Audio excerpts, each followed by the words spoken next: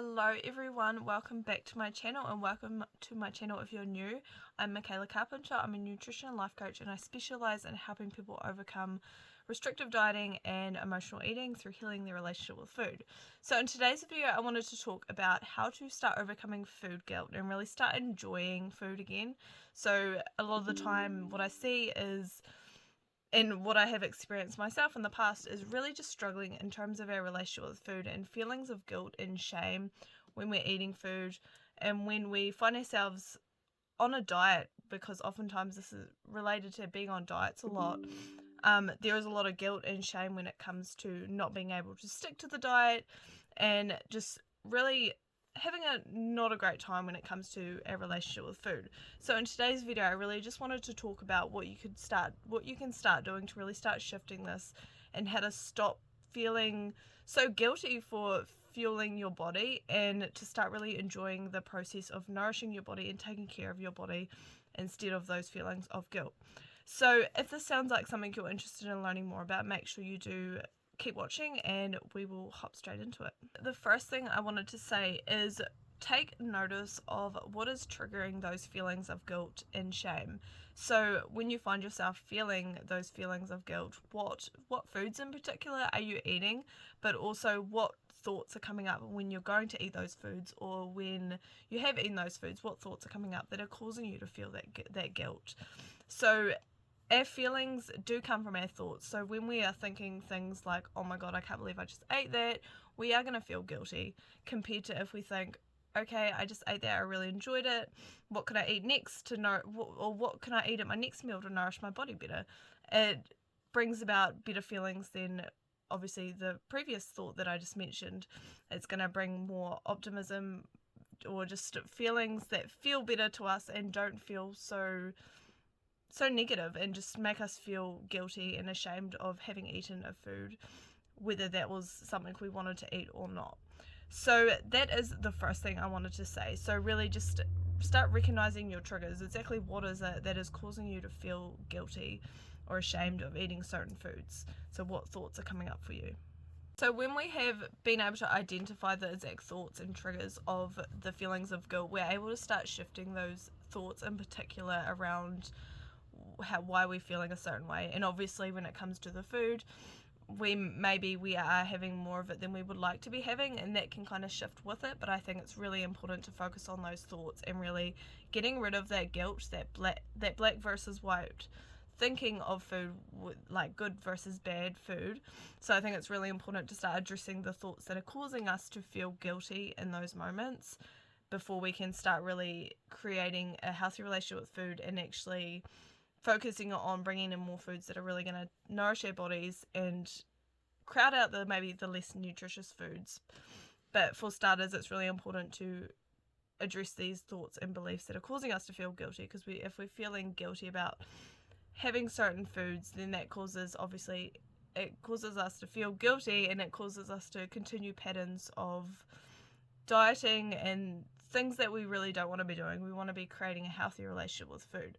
So to be able to do this, basically really just asking ourselves, are these thoughts factual? So when it comes to the example I used before, so I shouldn't have eaten that, or whatever it is along that context, you could start really asking yourself, is that true? And really thinking of alternative thoughts that you could have that are going to foster forgiveness, kindness, compassion towards yourself, so that you can start really breaking those patterns that have been keeping you stuck, feeling those cycles of guilt and shame, and then kind of going around in circles and doing it again and feeling those feelings.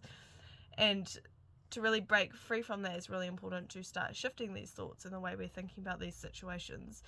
So an example could be just saying, if it is really something you really didn't want to be eating and you really wanted to focus on eating a certain other food, you could be focusing on, okay, well, I ate that food, it is what it is, there's no point in dwelling on it. What can I do in my next meal to nourish my body even more than I have just said?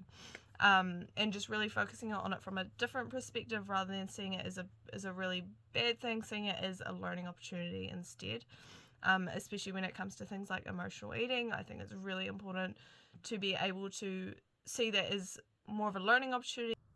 So yeah, just really focusing on what thoughts would be able to create more forgiveness, and have even just starting with neutral thoughts around the situation rather than thinking good versus bad thoughts about ourselves in those situations, because oftentimes we can start at a neutral place and that feels a lot more natural and easier to be able to do, because we can kind of look at the facts and go from there.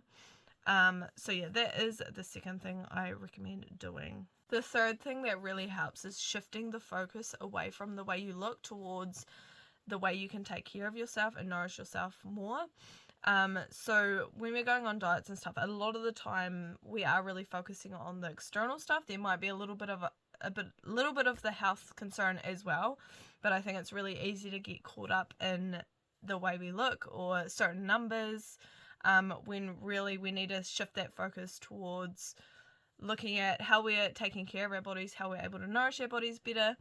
And when we do this, this really allows us to come from a place of self-compassion, and that's really important in being able to get rid of those feelings of guilt and really just come to a place where we start to feel at peace around food, and we can actually enjoy our relationship with food rather than feeling like it isn't healthy. And yeah, that is basically the third thing I wanted to say to you guys.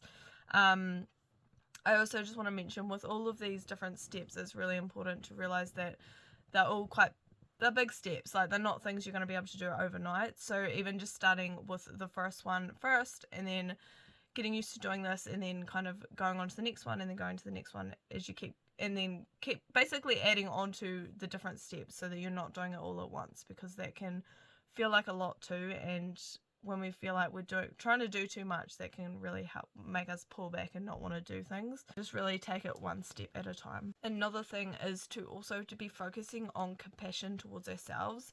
So a lot of the time I see people really thinking really negative thoughts towards themselves, and I myself used to do that as well, and that really keeps you stuck in those same negative thought patterns and cycles of those feelings of really just feeling ashamed and guilty when we eat certain foods. And this really is coming from how we are speaking to ourselves when we do eat those foods, or we see those foods, and they really aren't helpful in being able to overcome those feelings of guilt, and really just being able to foster a relationship with food that feels really good.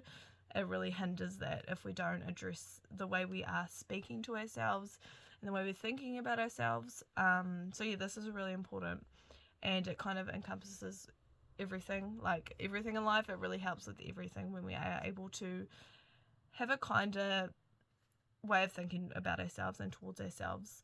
And just like anything, that's a huge thing to kind of unlearn, because a lot of the time our relationship with food is coming from the way we are thinking about ourselves, the beliefs that we're holding about ourselves.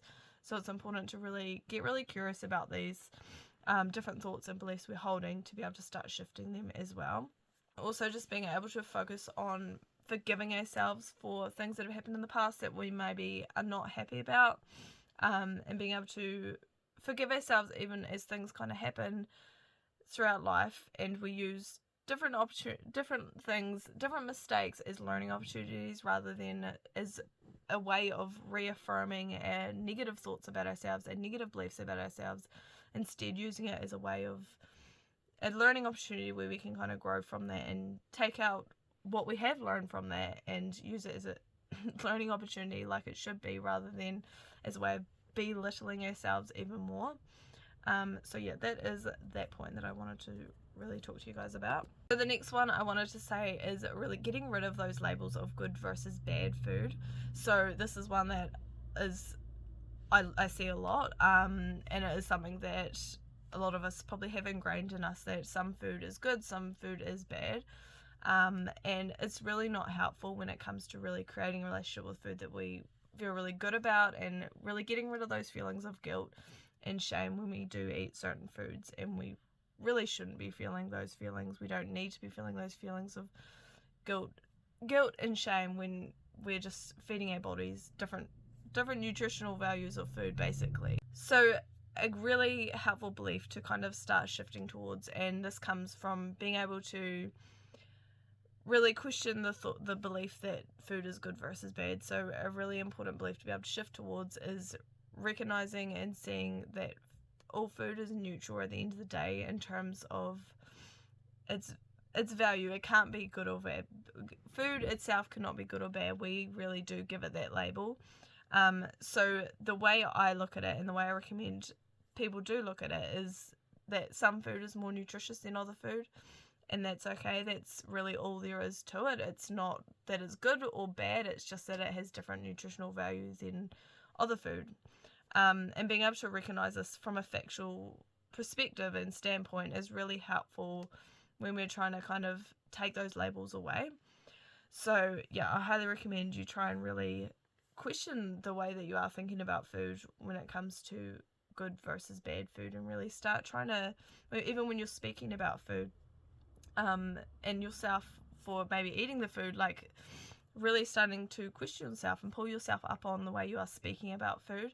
A lot of the time, for example, like people will say, I'm being really naughty, I'm eating this food, or I'm having a sneaky treat, or whatever it is. Those sorts of little ways of speaking about food really reinforces that good versus bad thing, which is not helpful when it comes to how we feel about ourselves when we eat certain foods, and how we are using food as well. So that's a really important one, is to really just see how we are using good versus bad food and really start shifting away from that way of thinking.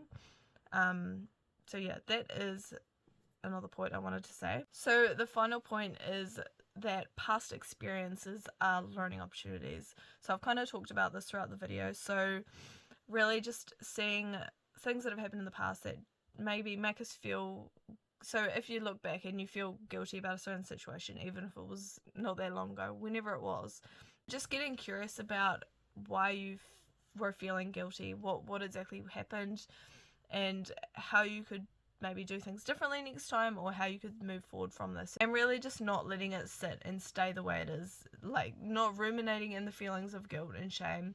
Really just really getting curious and shifting the way you're thinking about that situation towards being an opportunity to learn, rather than something to ruminate on and just feel not good about. So that is all I wanted to talk about today in this video. So there was quite a bit of different things there. If you have any questions about any of that, just leave them below. I'll be happy to answer them.